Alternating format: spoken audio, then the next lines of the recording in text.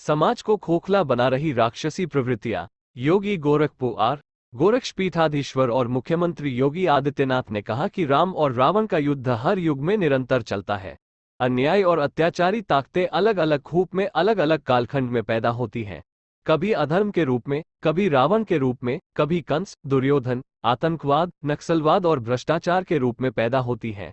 यह सभी राक्षसी प्रवृत्तियां हैं। यह समाज को खोखला बना रही है, अराजकता को बढ़ावा दे रही है।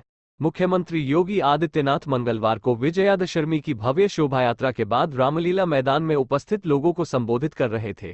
उन्होंने लोगों को विजयादशमी की शुभकामनाएं देते कहा कि आज का दिन भारतवर्ष का विजय पर्व विजयादशमी है। यह उत्साह और उमंग दिखना भी चाहिए। उन्होंने कहा कि गोरक्षपीठ की परंपरा का निर्वहन करने के लिए मैं एक बार फिर यहां आया हूं। आर्यनगर की यह रामलीला समिति प्रतिवर्ष आयोजन के साथ न केवल अपनी विरासत और परंपरा के प्रति, अपनी संस्कृति और सनातन धर्म के प्रति अटूट निष्ठा का परिचय देती है, बल्कि वर्तमान पीढ़ी का ज्ञानवर्धन और मनोरंजन दोनों का कार्य करती है। उन्होंने कहा कि विजयादशमी का पर्व सनातन हिंदू धर्म को सदैव सत्य, न्याय और धर्म के पैठ पर चलने की प्रेरणा देता है।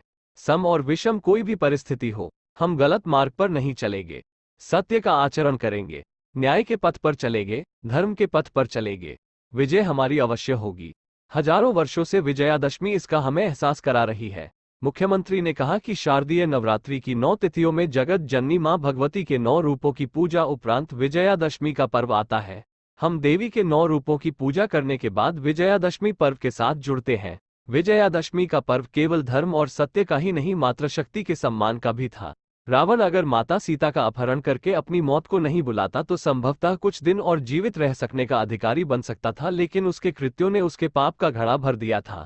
करने अन्याय और अत्याचारी ताकतें अलग अलग रूप में अलग अलग कालखंड में पैदा होती हैं। धर्म के बारे में जानना है तो भगवान राम के चरित्र के बारे में जान लो।